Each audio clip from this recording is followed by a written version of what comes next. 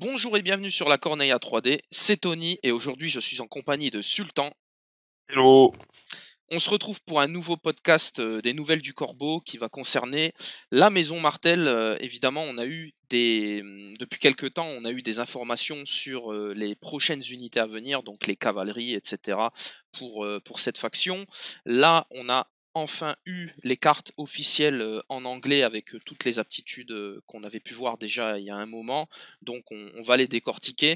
On va également décortiquer l'attachement du Spear Lord qu'on n'avait pas pu voir parce qu'on n'avait pas la carte lors du précédent podcast. Donc voilà, ce podcast arrive en petit complément de celui qui a été fait. Autant vous dire que tout ce qu'on va décrire, surtout les nouvelles unités, c'est très sucré.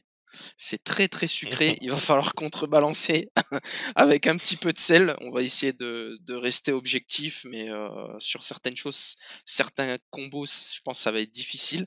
Voilà, donc dans ce podcast, vous allez voir avec ces nouvelles unités, le martel va devenir bien gras, il devient opulent. Hein. Brrr, Stibidi dop dop dop dop dop. Yes yes yes yes. Stibidi dip stibidi double double double double. Yes yes. Je crois qu'on peut y aller, c'est parti pour l'overdose de macroute. Il y a du miel, il y a du sucre, on est parti sur quelque chose qui a le goût du diabète, mais tout d'abord, on va commencer avec l'attachement. Donc l'attachement qui n'est autre que le Spear Lord. Donc cet attachement qui fait partie de l'unité de gardes royaux, hein, donc il sera dans la boîte.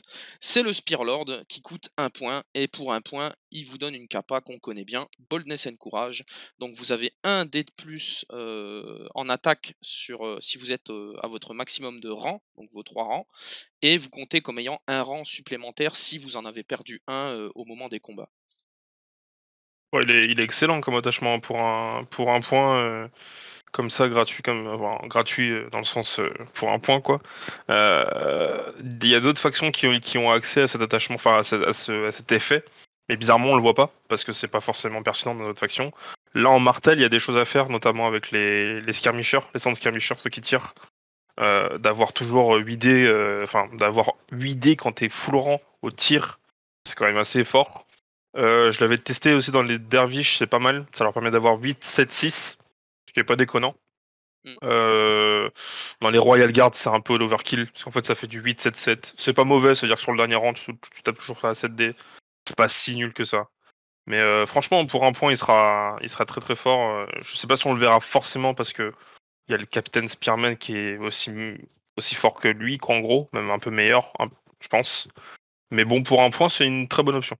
Oui, oui, clairement, pour 1 point, je suis assez d'accord avec tout ce que tu as dit. Pareil, moi, la place, si je devais lui en donner une, ce serait dans les centres skirmishers. C'est vrai qu'après dans les gardes royaux, ça fait un peu trop, ça fait 8 points. Est-ce qu'on a envie de concentrer 8 points sur cette unité? Je suis pas sûr. Après, c'est leur attachement, donc forcément, il va bien dans l'unité. Mais bon, voilà, pour 1 point, Boldness and Courage, moi, je trouve que c'est très bien. Mm. On va continuer donc avec les nouvelles unités et on va commencer par une unité d'infanterie qui sont les Dune Vipers. Alors attention, les Dune Vipers, ça va coûter 6 points. On va voir leur capa, hein, donc 6 de mouvement. On va avoir un profil d'attaque correct sur du 4+, 7-6-4 au niveau des rangs d'attaque. Ensuite, on va avoir une armure, une défense à 4+, ce qui est très correct, hein, très très bon. Mm. On va avoir un 6 en morale, qui est bon aussi, hein, qui est, on va dire, le moral martel global. Hein. Toutes les unités ont 6 voire 5. Ensuite, en capacité, et c'est là que ça va se corser, hein, c'est là que ça va devenir un petit peu Un peu salé. sucré là. Voilà. Spear and Net, donc une capacité offensive. Donc après avoir terminé une attaque, le défenseur deviendra affaibli, rien que ça. Couplé à un Counter-Strike qu'on connaît bien. Donc le Counter-Strike, à chaque fois que vous êtes attaqué en mêlée, l'adversaire se reprend dans la poire les touches qu'il a ratées sur votre unité. Et pour finir, pour magnifier, puisqu'elle n'était pas assez bonne cette unité, on va avoir un Gang Up. Et là on est sur une capacité très forte qu'on connaît, hein, que ce soit chez les Free Folk ou les Greyjoy. Donc toutes les unités amies, enfin les attaques de mêlée des unités amies vont gagner plus un dé et plus un pour toucher, si vous arrivez en fait à engager en deuxième, enfin vous engagez l'unité ennemie avec les Dune Viper et l'unité qui va se pointer après pour également l'attaquer va gagner ses bonus. Donc voilà, on connaissait très bien, mais là chez les martels, avec les autres unités qu'on va voir, les unités qu'on a déjà vues du starter, Trop c'est trop. On peut pas accepter. Hein? On peut pas accepter ça. Hein? ça commence à être sévère là, ça commence à être très très fort. C'est dur, hein, parce que du coup, tu regardes tous les profils des autres unités dans le starter notamment, et tu te dis, putain, mais il y a des dingueries à faire. Hein. Toutes les unités martel, on va dire de base, même les skirmishers, en fait, touchent à 4+, sauf la Royal Guard. Bon, bah déjà, tout le monde passe à 3+. C'est Et ça. puis, le dé en plus, c'est n'importe quoi. Sur les Dervish, ils ont quand même, je le rappelle, précision de base, donc mine de rien, plus de dés à lancer, donc potentiellement plus de 6, potentiellement plus de wounds automatiques, mais surtout, ils ont critical blow sur des unités qui sont pas activées. Donc quand ils sont engagés des Dune Viper qui commencent à balancer 8D, 3+, crit blow précision, on se dit que c'est une bonne unité à 6 points, quoi. C'est pas mauvais. Donc les Dune Viper, ça va être extrêmement fort. Je pense que ça va être une très très bonne unité centrale de l'armée, dans le sens un peu comme les Royal Guard, on va peut-être les mettre soit sur un flanc pour aller engluer et pas pour fêter potentiellement du gang up, mais au moins se dire qu'en 1 contre 1, selon l'unité qu'on a en face, on va pouvoir soit gagner le match, soit au moins l'engluer, soit on pourra aller jouer au centre et après faire en sorte de les faire tenir avec le Counter-Strike, les affaiblis et pour profiter du gang up. Alors, il y a les 2 cavaleries qui arrivent par la suite qui, elles, vont adorer gang up. Mais faut vraiment se dire que même les skirmishers au corps à corps qui de base sont pas ouf, parce qu'ils touchent à 4, là ça peut devenir une vraie menace. Surtout qu'on a le scout opening, on a tellement de choses qui peuvent faire en sorte que donc. Puis bon, on n'a pas énormément de soins en martel, mais bon, il y a quand même la bourse et il y a Armen Huller qui est là, donc on peut quand même faire tenir les Vipers. Et surtout, faut pas oublier, il y a Elaria qui permet que d'enlever un token, et si on a les épées, d'en redistribuer 2. Donc là, on peut redistribuer de l'affaibli partout et les Dune Viper vont devenir increvables. Leur seul gros défaut pour l'instant que je vois, c'est qu'elles n'ont aucune défense contre le tir. C'est-à-dire qu'au tir, elles vont se faire massacrer la gueule par des Lightbringers, par des archers Greyjoy, par des arbatriers Lannister. Enfin, ça va être leur gros défaut. Si toutes les unités comme ça, un peu style trapper, craignent vraiment le tir parce qu'elles sont faites pour la mêlée. Mais là, c'est le seul défaut que je leur vois parce que même avec un style de mouvement, elles sont capables d'aller très vite engager des unités. Contre de la cavalerie notamment, ça peut être assez marrant. Oui, de toute façon, pour le moment, c'est le défaut global de l'armée, c'est le tir à longue portée, étant donné qu'elle n'en est pas dotée. Oui. Donc ouais, forcément, c'est une menace, mais bon, après, bon, pour 6 points, c'est juste trop bon. C'est juste, voilà. C'est encore une fois, voilà. Franchement, tu leur auras enlevé une capacité en plus, bah, elle vaudra quand même 6 points, elle sera quand même forte. C'est pour te dire à quel point elle est chargée en capacité. Clairement, et moi du coup je trouve une nouvelle utilité au Spearlord qui ramène un dé en plus. Là avec le gang up, on peut commencer à rentrer dans des combos assez insane de dés en plus façon Nightwatch. Donc, encore, il faut comprendre ce qu'il y a dans la tête des développeurs. Hein. Ils sont capables de pondre une boîte Baratheon Hero 4 et derrière ils pondent ça. C'est un mystère, hein, vraiment. Ah bah ils ont leur préférence, ils préfèrent le sable. Ouais, c'est ça. Non mais après c'est une unité sympa, les Dune Viper, c'est emblématique, les figurines vont être très belles, des renders qu'on a vu en 3D, ça vont être très joli. Donc je pense que en soi ça va être très bien sur la table. Maintenant ça reste d'être une unité très très chiante à affronter. Tu peux la jouer de manière offensive comme t'as dit, tu lui mets un Spearlord dedans, et avec le gang up, si elle est full rang, elle tape quand même à 9D de plus, 3+, pardon. Tu peux lui mettre le Spearman Capitaine, qui fait que quand elle s'active, elle colle un affaibli à longue portée. Donc elle s'active, affaiblie là-bas, elle tape, affaiblie sur le défenseur. Enfin, ça va être une unité qui va être magnifiée à partir du moment que tu mets n'importe quelle figurine dedans. C'est-à-dire un attachement, un commandant. Je pense qu'elles seront tout le temps bien. Donc, clairement. Bon. Achetez-en. Oui, mais ça va se vendre, il n'y a pas de problème. Si elles sont disponibles à la vente, bien sûr. Elles sont disponibles à la vente. C'est un autre problème. Hein. Ça, c'est autre chose. Ouais. Alors, on en a fini avec cette unité-là. On va passer à la deuxième unité, qui sont c'est la première cavalerie, ce sont les Starfall Outriders. Donc, ce seront des femmes à cheval. Oui, c'est ce qu'on voit d'après les figurines. Donc, une cavalerie légère, hein, donc, qui va coûter 6 points. également. Un 6 en mouvement, qui est logique pour une cavalerie légère. Donc elles vont avoir les cimeterres, donc les cimeterres ça va toucher sur du 4+, elles vont être à 7-4 sur leur rang d'attaque. Elles vont avoir un 5 en défense, ce qui est pas déconnant pour de la cave légère, et un 6 en morale. Donc les cimeterres également, leur capacité, vous allez avoir critical blow, donc là tout de suite ça donne une possibilité de saturer, donc de faire mal. Et vous allez avoir une capacité qui ramène encore du soin chez les martels. On avait vu que Armen Huller était un peu le commandant soin. Et là, on a une unité qui va soigner avec le Rally Cry, qu'on connaît aussi, qui s'est popularisé avec le Glory Seeker. Donc à chaque fois que vous allez faire une attaque de mêlée, avant le jet de dés, vous pourrez soigner un ami à longue portée, donc de 2 PV. Bah, c'est une très bonne unité en vrai. Hein. C'est une bonne unité parce que, encore une fois, 6 points, c'est pas déconnant. Elle est encore un peu chargée, je trouve.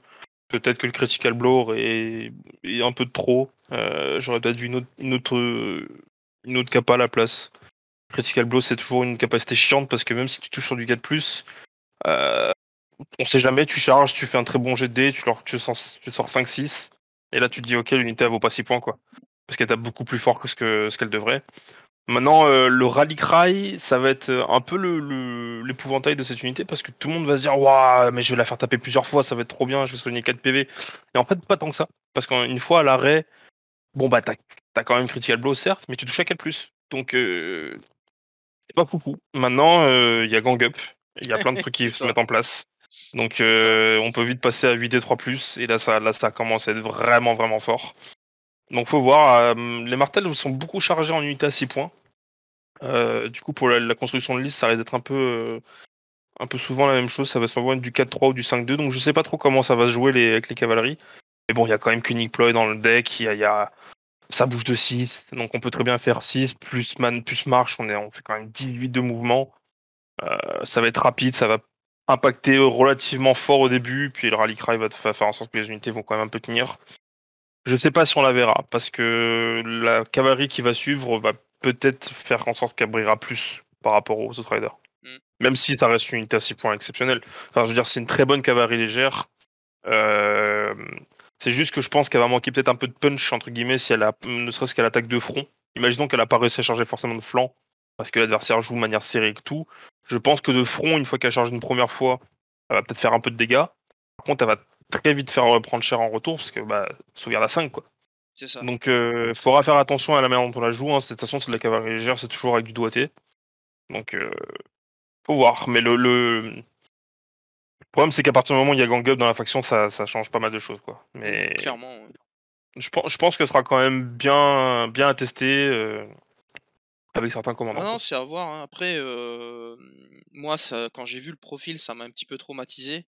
Dans le sens où je sais pas pourquoi, hein, moi je me suis mis en tête que une faiblesse des martels, ça allait être justement de pas pouvoir se soigner beaucoup, vu que déjà ils infligent, que la force de l'armée c'est de pouvoir dire à l'adversaire tu ne te soignes pas, donc je me suis dit en retour peut-être qu'ils auront pas beaucoup de soins. On avait vu qu'Armen Huller était le seul, que ce soit en attachement ou en commandant à apporter du soin et à répondre à ce défaut-là. Il y a aussi Areo quand on joue Doran commandant, mais c'est vraiment léger. Et puis là, on donne une unité qui, peu importe le commandant, va répondre et va rapporter du soin. Donc une petite cavalerie légère de soutien qui permet de soigner les copains. Franchement, ouais, c'est vraiment pas mal pour les martels. Faut voir, parce que je pense que effectivement, t'as raison sur un point, c'est que il faut pas qu'ils commencent à leur gommer trop leurs faiblesses. Là, c'est un peu ce qu'on commence à comprendre. Le Rally Cry, c'est une très bonne capacité, mais c'est souvent un peu surcoté parce que c'est souvent sur une seule ou deux attaques maximum. Par exemple, quand tu joues Jon Snow dans la Nightwatch, c'est différent parce que tu as envie de le faire frapper justement lui. Lui, tu as envie qu'il tape plusieurs fois et qu'il soigne à longue portée. T'as Aemon, t'as les conscrits, etc. Là, dans les martels, le seul combo que je peux voir pour l'instant, c'est si tu joues Armen commandant et que tu as la cavalerie qui tape et qui soigne Armen, qui par la suite peut re-soigner avec Supplayed. Et rien que ça, c'est déjà monstrueusement fort. Donc, maintenant, c'est quand même faire taper des Outriders une ou deux fois de plus. T'as peut-être envie de les faire taper quelqu'un d'autre, genre la Royal Guard avec le Martial Training. Enfin, Faudra voir. En fait, c'est pour l'instant, c'est vraiment que de la théorie. Faudra voir dans les faits. Oui, clairement. Et puis, on va donc terminer avec la dernière unité qui nous a été révélée des Martels. Donc, on pensait aussi, entre nous, quand on discutait, qu'une faiblesse des Martels, c'est qu'ils allaient taper à 4, plus qu'ils allaient offensivement pas être les meilleurs, que ça allait devoir s'engager, tenir, etc. Et là, maintenant, ils ont une unité qui, offensivement, on va le voir, ça fait mal. Ah, ça. Alors, cette dernière unité, c'est la cavalerie lourde, façon Martel, façon Starfall. Donc, cette cavalerie lourde, elle va coûter 8 points. Première unité qui coûte ce prix chez les Martels, on va voir pourquoi. Donc, un profil d'attaque à 6, 4 sur les rangs et du 3+, pour toucher. Une défense, une armure à 4 et un moral à 5, qui est très bon. Donc, à 6 de mouvement, vous allez aussi avoir, je précise, hein, je rajoute le 6 de mouvement, vous allez avoir la Starfall Lance, donc qui est une lance de cavalerie comme celle qu'on connaît dans le jeu. Donc vous avez le Thundering, et quand vous chargez, vous rajoutez 2 dés d'attaque pour chacun de vos rangs restants. Donc si vous êtes full rang, vous tapez à 10 dés. Si vous avez perdu un rang, vous tapez à 8 dés. Ce qui est, 6. voilà. 6 du coup. Enfin. C'est plus de dés d'attaque par rang restant. Ah oui, par rang donc, restant, ouais, t'as raison. Voilà. Ouais. Non, Ouais. on va taper quand même bien. Assez fort, ouais, t'as raison. Donc ensuite, en plus de ça, hein, ils ont pas mis le ambush, mais ils l'ont mis dans le Starfall Lance. Si vous attaquez un ennemi de flanc ou de dos, il deviendra paniqué, affaibli. Rien que ça. Avec Ah un oui. 6 de mouvement, avec un Koenig Ploy dans le deck, avec des Dune Viper qui auront au préalable engagé une unité. Je vous laisse deviner ce qui va se passer quand on va affronter ces cavaliers-là. Moi, ça me fait surtout peur avec le gang up en fait. C'est le gros problème parce que tu rentres vraiment dans des potentiels de one shot en fait. Ne serait-ce que même si tu charges de front, hein. Parce qu'avec le Thundering, tu vas péter l'armure. Avec le gang up, tu vas commencer à lancer 11 dés à 2+. 11 dés à 2+, on commence vite à rentrer dans du 11 sauvegarde potentiellement raté. Hein. Donc, ça dépend sur quelle unité on tape, bien sûr, mais même du Warden Baratheon, on va pas kiffer. Il va se prendre 11 sauvegardes à 4, il va prendre son 5-6 morts, quoi. C'est loin d'être déconnant. Alors, quand on charge de flanc, j'en parle même pas. Parce qu'en bouche, c'est une capacité très forte, mais c'est assez marrant, c'est qu'elle te donne pas le token que tu as besoin. Quand tu charges de flanc comme ça, généralement, tu as quand même envie d'avoir le vulnérable pour vraiment assurer le dégât, entre guillemets. Maintenant, bon, il y a Elaria dans la faction, il y a Oberyn potentiellement en commandant qui colle des vulnérables, etc. Donc, en fait, son prix est pas déconnant, parce qu'elle coûte le même prix qu'une cavalerie de lance, donc jusque-là, il n'y a pas de problème. C'est juste qu'elle est encore plus offensive que les autres cavaleries, dans le sens où elle a des bonus de flanc de dos. Quand on regarde les Tully, ils ont que leur Bolden, donc c'est une capacité défensive rajoutée à leur lance, donc ça va encore. Quand on regarde les cavaleries Lannister, pareil, c'est une capacité défensive, la suprématie, même si c'est de l'offense, mais ça reste défensif dans l'idée. Et quand on regarde la cavalerie de Renly, bon bah elle a que la lance. Et là tu te dis, ah les Starfall, ils ont quand même l'embouche en plus, quoi, c'est chaud. Après la cavalerie de Renly, elle est à 6 points, quoi. C'est quand même une cave légère, même si elle a la Oui. reine de lance, c'est normal qu'elle ait pas qu'elle soit pas Oui, chargée. mais heureusement d'ailleurs. Ah bah oui, heureusement. oui. Tout à Mais fait. c'est vrai que cette cavalerie-là, en Martel, ça va être le gros ouvre-boîte de leur faction. Et c'est là où je te rejoins un peu, c'est que ils commencent à avoir beaucoup d'avantages, les Martel. Ils ont du soin potentiellement maintenant. Ils ont des très bons NCU, un très bon deck, un des meilleurs, je pense. Ils commencent à avoir des unités qui sont sacrément fortes, polyvalentes, de la très bonne cavalerie, même si je pense que du coup, par rapport à ce que je disais aux autres riders, c'est que la lance, on la verra sûrement plus que les autres riders. Oui, c'est sûr. Maintenant, il y a toujours l'éternel débat. Ça coûte 8 points. Est-ce qu'on prend eux ou est-ce qu'on prend les Flamemen? Voilà, c'est l'éternel débat. Moi, dans l'idée, je préfère les lances des Starfall Lust parce que non seulement mouvement à 6, ok, d'accord, tu perds 1 d'armure, mais tu gagnes 1 de morale en échange, par rapport aux Flamemen. Et surtout, le mouvement 6, c'est. Les joueurs Targaryens, ils savent très bien, c'est extrêmement fort pour aller choper un flanc. quand tu fais ne serait-ce qu'une manœuvre gratuite de base quand tu t'actives, le 5 ou le 6, la différence elle est énorme en fait. On s'en rend pas compte, mais sur les tables c'est encore plus visible. Donc Ouais. je pense qu'on la verra beaucoup sur les tablettes pour le coup. Ouais. Je rebondis avant qu'on nous le fasse remarquer en commentaire, mais oui, c'est bien 6 dés, hein, c'est bien plus de dés d'attaque sur le rang restant. Donc Oui. au deuxième rang, ça sera 6 dés et pas 8. Hein, je partais dans l'idée d'une infanterie, mais c'est que 2 rangs, une cavalerie, hein, bien évidemment. Oui, après, cette cavalerie-là, je pense que elle va exploser du Dothraki, hein, clairement. Oui, clairement, Parce elle qu'elle monte en l'air. elle a le même mouvement, quand elle va tomber sur une unité qui a 5 plus de save, bon bah voilà. Ça Elle va faire ce 6 PV. Enfin, si l'unité en face est full, elle va faire son rang, quoi. Y a pas de problème. Hein. c'est ça. Donc, ouais, les Martels, ils vont commencer à gagner le duel de cavalerie. Alors, pas contre tout, parce qu'il y aura des cavaleries qui vont les résister. Les Tully, je pense qu'ils s'en battent un peu. Ils s'en battent un peu. Les Flademen, ils vont prendre un peu de dégâts, mais ça dépend. En fait, tout dépend de quoi, comment tu charges. Est-ce que tu charges dans le flanc ou de front? Le truc, c'est que la cavalerie lance, tu peux même charger de front et ça fait quand même des dégâts. Alors, avec celle-là, t'as envie d'aller optimiser, t'as envie d'aller chercher le flanc ou le dos, hein. Mais maintenant, faut voir, hein, parce qu'on parle beaucoup de Cunning Point depuis tout à l'heure, toi et moi, mais ça reste une faction qui, pour l'instant, ne va jouer qu'en cette activation. Il y a déjà eu des listes sur ASOF Stat à 8 activations, mais c'est beaucoup de spam de Spearman ou d'unité à 5 points, et pour le coup, c'est pas fou. Donc, ça va être une faction qui va jouer en 4-3 ou en 5-2, mais et du coup, le Cunning Point, il faudra faire très attention à quelle faction tu affrontes.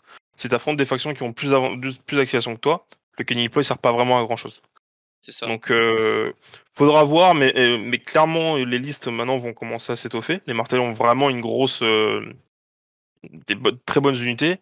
Ils n'ont pas assez de commandants par contre pour l'instant. Donc, ça va être un peu leur défaut. On va surtout voir le même. De toute façon, ça va être Armen. C'est ça. Mais par contre, voilà, ils ont un très gros panel d'unités très polyvalentes. Et je pense qu'on va vraiment voir des listes très différentes, ce qui est tant mieux. Hein, tant mieux. Mais par contre, les listes très très dures, vraiment, là je parle de compète. Ça va être assez solide le Martel, ça va être très difficile à affronter. Il va vraiment falloir le prendre avec un certain doigté parce que lui peut vraiment nous faire mal aussi quoi. Ouais, après moi je vais être un peu moins, enfin je vais pas être sympa, mais je trouve que dans une faction comme les Martels, avec tout ce qu'on a vu, leur donner gang up avec ce type d'unité de cavalerie lourde lance, c'est une erreur de design pour moi. C'est un truc Je suis d'accord. mais quand dans leur vision de réduire la létalité du jeu, ils ont buffé à ce point-là les cavaleries et derrière on donne un gang up à ce type de cavalerie. Avant, je pouvais l'entendre quand on était sur 9D. On était en 9D en charge, je pouvais l'entendre. C'était fort, ça aurait été probablement un des trucs les plus forts du jeu. Mais voilà. Alors oui, après on m'a répondu, on m'a dit tu peux le faire en Greyjoy, tu as le gang up, tu as les Flademen. Mais c'est pas encore pareil parce que c'est du neutre, c'est pas propre à la faction. Il y a plein de choses en Greyjoy qu'on va pas pouvoir leur appliquer, qu'on ne peut pas appliquer au neutre. Donc oui, ça se fait. Mais là, le 11D de plus Sundering, plus on colle des tokens, c'est de l'indécence, quoi. C'est encore un truc qu'ils n'ont pas vu. Ils n'ont pas vu. Je pense pas qu'ils aient vu ça. Je pense pas Je sais pas. Je sais pas. Je pense pas. Il y a des trucs comme ça, je pense qu'ils réalisent pas quand ils les sortent et voilà. Mais là, clairement, et qu'on vienne pas me dire que ça va être difficile à mettre en place. On va le voir. Des joueurs vont le subir, ça. Ça, Ah oui. le Bah gang up oui, bien suivi de sûr. la charge de lance, on va le voir. Hein. Ça, c'est. Ah oui, ça va se voir clairement. Ça va faire très mal. Après encore une fois, leur défaut, c'est que pour l'instant, c'est du set activation, donc C'est ça, c'est ce qui sauve un peu le truc. Ouais. Mais Parce que toutes les factions ne pourront pas forcément jouer contre le Martel à armes égales, tu vois. Il y a des factions où ils sont en cette activation. Je pense au Baratheon, potentiellement au Stark, mais encore, souvent le Stark c'est du 8. Mais à partir du moment où ça va être du 8 contre 7, faudra vraiment. C'est là où les matchs vont être intéressants contre le Martel. Il faudra faire gaffe parce qu'il faudra réussir à garder l'avantage des activations. Et en fait, c'est là où je me dis qu'il y a encore moyen de les battre, c'est sur ça.